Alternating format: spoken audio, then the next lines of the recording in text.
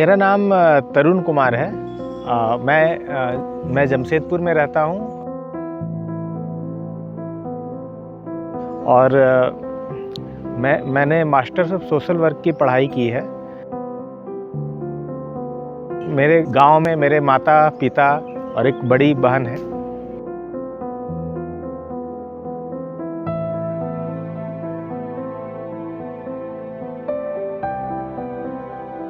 सामाजिक जीवन तो एक बहुत ही चुनौतीपूर्ण जीवन होता है और आर्थिक परेशानियां तो लगी ही रहती है।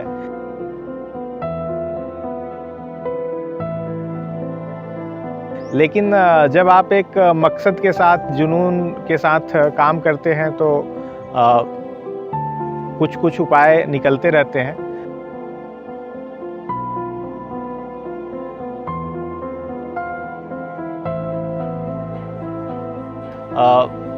पहले मैं अलग अलग संस्थानों के लिए काम करता था, सामाजिक कार्यों के लिए। वर्तमान समय में मैं अनुवाद का काम करता हूँ और अलग अलग बाल अधिकार के प्रशिक्षण, क्रिएटिव राइटिंग, डॉक्यूमेंटेशन, इन सब चीज़ों पर काम करता हूँ। और जो भी चीज़ें अर्न हो पाती है उन सभी चीज़ों की मदद से ही हम लोग अभी संस्था के लिए जो भी हम लोग काम कर रहे हैं वो कर पा रहे हैं।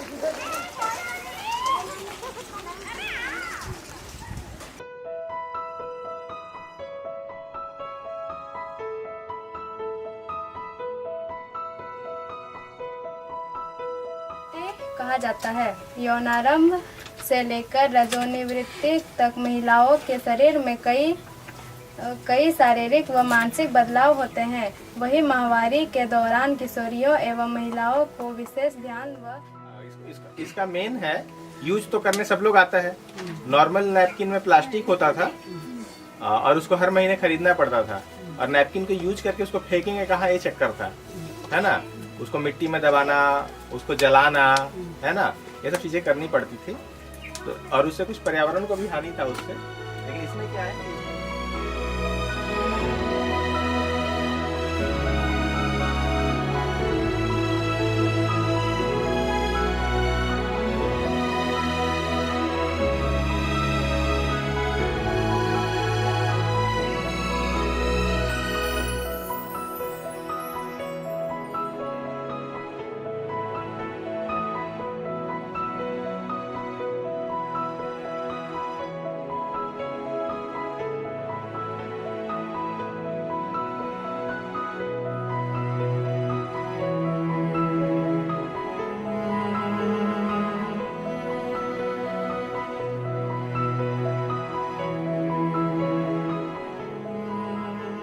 फर्स्ट टाइम पीरियड्स हुआ था तब मैं भी थोड़ी घबराई थी।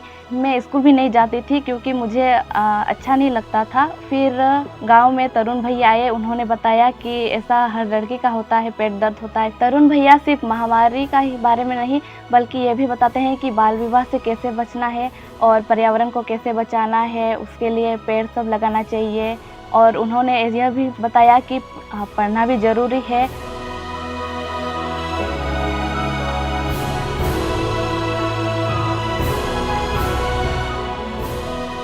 फर्स्ट टाइम जब मेरा पीरियड स्टार्ट हुआ तो मुझे थोड़ा घबराहट होने लगी, क्योंकि मैं खून देखने से बहुत डर जाती थी। सबसे फर्स्ट टाइम तो मैं कपड़ा यूज़ की थी, और कपड़ा यूज़ करने के टाइम मुझे बहुत अजीब सा फील हो रहा था। स्कूल में भी मुझे अजीब सा लगता था कि ना ही किसी से मैं बात करती थी, ना ही मैं बैठने में भी मुझे कंफर्टेबल नहीं लगता था। पता चला गाँव में एक तरुण भैया आए हैं, उसने मुझे बताया कि सैनिटरी पैड यूज़ करना। तो फिर मैंने सैनिटरी पैड जब यूज़ किया तो थोड़ा बहुत कंफर्टेबल लगा, उससे मुझे ठीक लगा। निश्चय नाम से ही आपको पता चल रहा है कि हमने निश्चय कर लिया है कि गांव के जो भी बच्चे हैं उनको इतना कैपेबल बनाना कि वो बच्चे आगे पढ़ लिख करके अपने को समृद्ध बना करके गाँवों की आबो हवा को बदले और गाँवों को अपने दम पर विकास करे। समाज में जितनी भी सामाजिक कुरीतियाँ हैं, बच्चे उसके प्रति जागरूक होकर के उन सामाजिक कुरीतियों को अपने प्रयास से मिटाएं। हमें लगा कि जब हम लोग इतना रिस्क लेकर के बाल विवाह रुकवा सकते हैं, बच्चों को स्कूल जाने के लिए इतना प्रयास कर सकते हैं, तो माहवारी की एक जो प्रक्रिया है जो विश्व की सभी लोगों को जोड़ता है, तो इस पर भी तो अभियान चलाने की ज़रूरत है, इसको भी तो सामान्य बनाने की ज़रूरत है। तो यही एक छोटे से सोच ने हमें प्रेरित किया कि हम लोग इस अभियान को शुरू करें। और अच्छा लगता है कि पिछले 7-8 सालों में हम लोगों ने जो प्रयास किया है, अब वो प्रयास फलीभूत हो गया है। हज़ारों हज़ार बच्चे इस अभियान से जुड़ करके इन बातों को, मूल बातों को सीख चुके हैं। माहवारी जैसे प्रक्रिया पर बात करने में वो शर्माते नहीं हैं, झिझकते नहीं हैं। ऐसा कारवां चल पड़ा है जो समाज को पूरी तरीके से बदल देगा।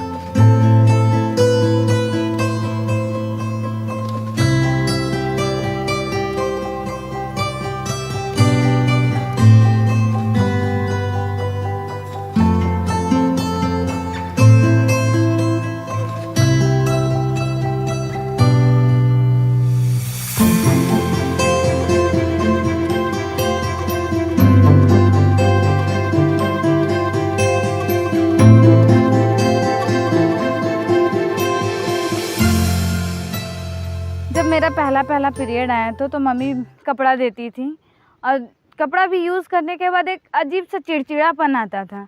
कहीं भी जाने नहीं, किसी के साथ बात करने का मन नहीं करता था। तो फिर जब हम लोग को तरुण भैया पैड्स ला के दिए, तो जब से हम पैड्स यूज़ करने लगे तब ऐसा महसूस ही नहीं होता है कि मेरा पीरियड आया है। फिर हम कहीं भी जा सकते हैं और कंफर्टेबल रहते हैं पैड यूज़ करने से।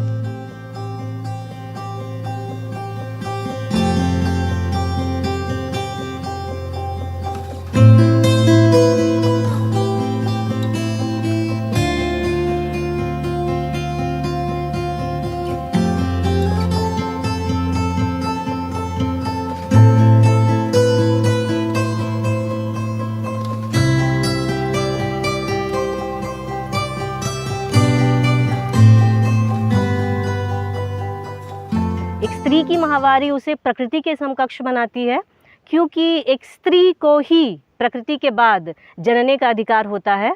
और जब ये सोच बच्चों में आ जाएगी, बच्चियों में आ जाएगी, तो मुझे लगता है कि वो एक बहुत सुंदर बदलाव होगा। और यही बदलाव है जहाँ एक जो लड़की है वो सिर्फ अपनी माँ से नहीं, अपने भाई से भी ये कह सके कि भाई कमर में दर्द है, मुझे पीरियड आया है।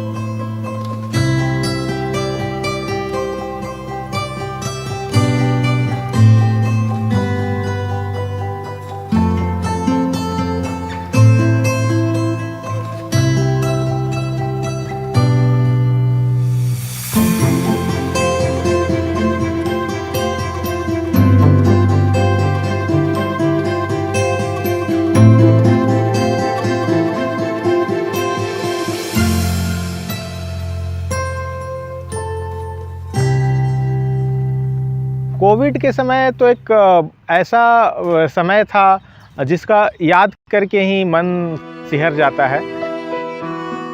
शुरुआत के समय तो हम लोग समझ नहीं पा रहे थे, सभी लोग घरों में थे ताकि हमें कोरोना से लड़ना था। लेकिन कुछ ही दिन गुजरे थे, अलग अलग गांवों से बच्चियों के फ़ोन्स आने लगे कि भैया हम लोगों के पीरियड्स आने वाले हैं, हमें नैपकिन्स नहीं मिल रहे हैं। और ऐसे ऐसे गाँवों से भी बच्चों ने फ़ोन किए जहाँ जिस गाँव में हम लोग पहले मतलब अभियान के तौर पे सीधे तौर पर हम लोग नहीं पहुँचे थे। काफ़ी आर्थिक परेशानियाँ भी थी उस समय, लेकिन हम लोगों ने हिम्मत नहीं हारी। बच्चों के मांग पर हम लोग गांव में वॉलंटियर्स तैयार किए। क्राउड फंडिंग के माध्यम से हम लोगों ने शुरुआत में काफ़ी फंड इकट्ठा करने की कोशिश की और सबसे बेहतरीन बात रहा कि लोगों ने हमारी बात को समझा। अभियान शुरू करने के 24 घंटे के अंदर ही हम लोग के पास 40,000 रुपये का लगभग सहायता मिल गया था। जब समूचे लोग घर में थे, हम लोग कई किलोमीटर्स की यात्रा करके सैनिटरी पैड खोजना मार्केट में, जब दुकान बंद हो, लोगों से खोजना कि कौन बच्चों तक पहुंचाएगा।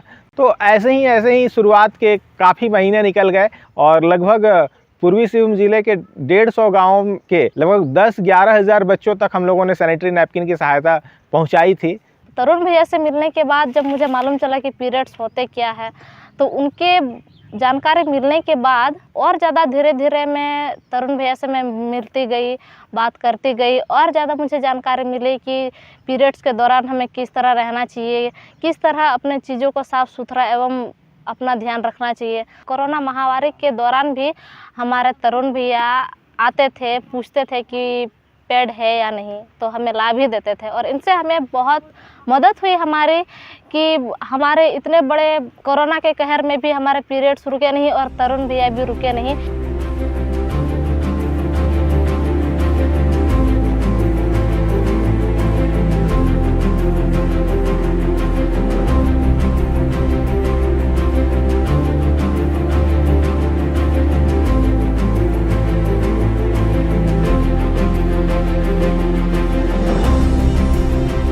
फंड इकट्ठा करना हमारे लिए हमेशा से चुनौती, कल भी थी, आज भी थी और शायद कल भी रहेगी, क्योंकि फंड रेजिंग पर उतना काम नहीं कर पाते हैं, इसीलिए हमारे पास उतनी सहायता नहीं जुट पाती है। फिलहाल जो हम अनुवाद का काम है, ट्रेनिंग्स वगैरह का काम है और लोगों के द्वारा कभी कभी जो थोड़े बहुत डोनेशंस मिल जाते हैं, उसके माध्यम से ही हम जो चीज़ें जुट पाती हैं उससे ही काम हो पा रहा है। लेकिन हमें काफ़ी तकलीफ़ महसूस होती है कि हम जब इतने बड़े स्तर पर प्रेरणा बना है हमारा अभियान, हज़ारों हज़ार बच्चे हमारे अभियान से जुड़े हैं, लेकिन अब हमें ठोस तरीके से इन सब चीज़ों को आगे ले जाना है ताकि ज़्यादा से ज़्यादा बच्चों को इसका फ़ायदा मिल सके, ज़्यादा से ज़्यादा गाँवों को फ़ायदा मिल सके। लेकिन हमारे पास संसाधनों की बेहद कमी है और इसी कमी से भी हौसला मिलते रहता है कि हमें काम करते जाना है, नए नए रास्ते निकालते जाने हैं और बच्चों के लिए बेहतरी के लिए काम करते जाना है।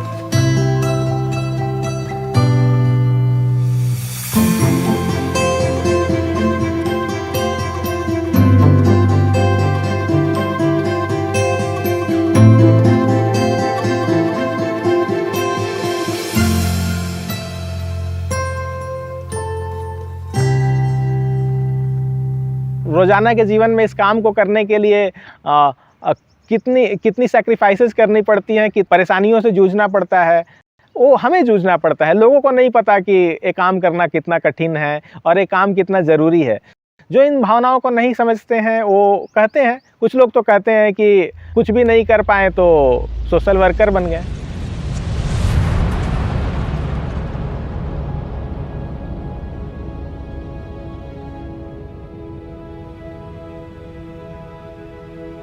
हमारा परिवार में बहुत दिक्कत है, मतलब कोरोना काल में क्या करेंगे, काम न धंधा नहीं, मेरा आदमी बहुत बीमार रहते हैं, मेरा का कोई सपोर्ट नहीं मिलता है, न बच्चा लोग का पढ़ाई का, न घर का खाने का, क्या करेंगे, घर में चावल खरीदेंगे कि आटा खरीदेंगे, क्या कर सकते हैं, कुछ नहीं, पेट पे का दाना नहीं जाता तो हम लोग पेट कहाँ से खरीदते।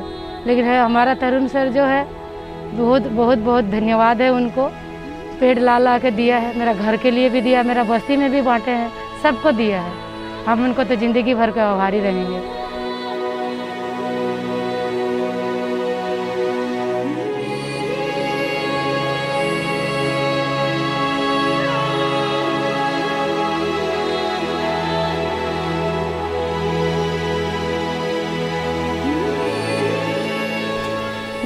बबीता सबर है। हम लोग खाने पीने का बहुत दिक्कत होता है। हमारे गांव में कोई भी नहीं आता है। हम कोरोना से बच्चों को स्कूल छोड़ दिया। राशन कार्ड भी नहीं मिल रहा था। हम लोगों राशन का बहुत दिक्कत हुआ तो पेट कहाँ से खरीदेंगे। तरुण सर आए यहाँ हमारा यहाँ, उन्होंने पेट दिलाया। तरुण भैया का बहुत बहुत धन्यवाद। 2017 के समय मुझे पहली बार विदेश जाने का मौका मिला था। विदेश मतलब हमारा पड़ोसी देश नेपाल। काठमांडू में एक युवा सम्मेलन था जिसमें मुझे भारत का प्रतिनिधित्व करने का मौका मिला था। 5 दिनों के सम्मेलन में जब हम लोगों ने बात किया, एक दूसरे के भाषा, कल्चर, मुद्दों, इन सब चीज़ों के बारे में हमने जाना, तो हमें पता चला कि भले हम झारखंड में रहते हों या भले अफ्रीका में रहते हों या भले नेपाल में रहते हों या बांग्लादेश में रहते हों, कहीं भी रहते हों, समुदाय के मुद्दे वही हैं। लेकिन जब इस प्लेटफॉर्म पर हम लोग जा करके देखते हैं कि भाई यहाँ पर तो सैकड़ों की संख्या में लोग हैं जो इसी मुहिम पर लगे हुए हैं, तो लगता है कि साहस महसूस होता है कि चले इतनी बड़ी कम्युनिटी है पूरे वर्ल्ड में जो समुदाय के मुद्दों को सुलझाने के लिए काम कर रही है। हमने एक अभियान शुरू किया, gift sanitary pad for rural girls, और उस अभियान के माध्यम से हमने लगभग 5163 लोगों से हमने सैनिटरी पैड कनेक्ट किए। और उन सैनिटरी पैड के माध्यम से हमने स्कूलों में पैड बैंक्स बनाए, जिसके माध्यम से बच्चियों को माहवारी के समय में निःशुल्क पैड लेने की सुविधा मिली स्कूलों में। तो इसके लिए पहली बार हमारा लिम्का बुक ऑफ रिकॉर्ड बना।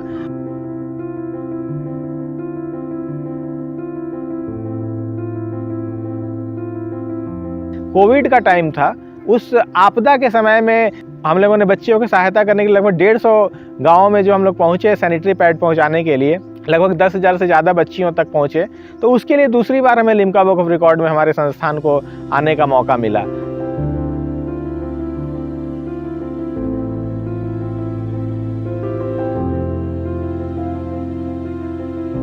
रांची में सोनाहातू जगह है, वहाँ पर मैं जाया करता था। स्कूल में बच्चे नहीं आते थे, तो वहाँ के बच्चों को स्कूल लाने के लिए हम लोग एक क्रिकेट मैच का आयोजन किया स्कूल में, जिसमें एक ही टीम में लड़के लड़कियाँ दोनों खेल रहे थे, जिसको कहा गया मिक्स जेंडर क्रिकेट। हाट बाजार के बीच में टूर्नामेंट आयोजित किया गया और हाट में जो भी आए उन लोगों ने मैच को देखा। काफ़ी प्रशंसा मिली इस अभियान को। और जब इस अभियान की खबर एक राष्ट्रीय अखबार के माध्यम से पहुंचा उनके पास, तो सचिन तेंदुलकर ने हमारे इस अभियान की तारीफ की और उन्होंने देश भर के महत्वपूर्ण खेल पहलों में उसे चुना। और उसके लिए मुझे सचिन तेंदुलकर के ऑटोग्राफ वाला एक बैट भी हमें मिला, ट्रॉफी मिली।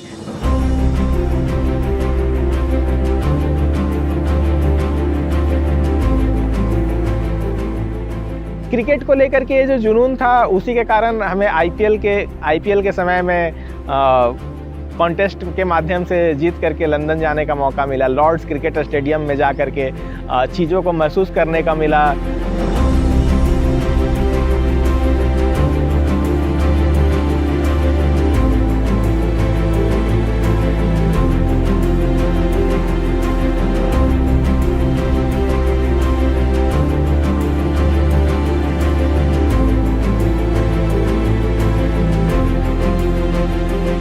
जब हम लोग अभियान चलाते हैं और उनमें सफल होते हैं तो समाज के लिए एक मिसाल बनता है। जैसे हमारा निश्चय के द्वारा शुरू किया गया पैड बैंक, निश्चय के द्वारा शुरू किया गया माहवारी स्वच्छता अभियान, लाइब्रेरी अभियान, gift sanitary pad for rural girls, pad banks in schools, project pad human, एक पैड एक पेड़ कैंपेन और भी कई फेलोशिप्स, वीर शहीद गणेश आंसदा फेलोशिप।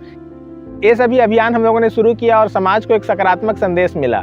अगर हम जैसे छोटे संस्थान इतने सीमित संसाधनों में या ऐसे कहें कि न्यूनतम या बिना संसाधनों में इतना अच्छा बेहतर रिजल्ट ला सकते हैं, तो हमारा यही आग्रह होगा कि माहवारी स्वच्छता के मुद्दे पर, एजुकेशन के मुद्दे पर, गाँवों के युवाओं को आगे बढ़ाने के मुद्दे पर सरकार संजीदगी से काम करे और इस तरह के अभियानों को समर्थन करे। समाज के लिए समर्पित संस्थाओं का हौसला बढ़ता रहे और सरकार काम भी कर रही है, अच्छा काम कर रही है। बस बस उन्हें ज़मीन पर अच्छे तरीके से जब उतर जाए तस्वीर बदल जाएगी पूरे गांव की, हमारे देश की।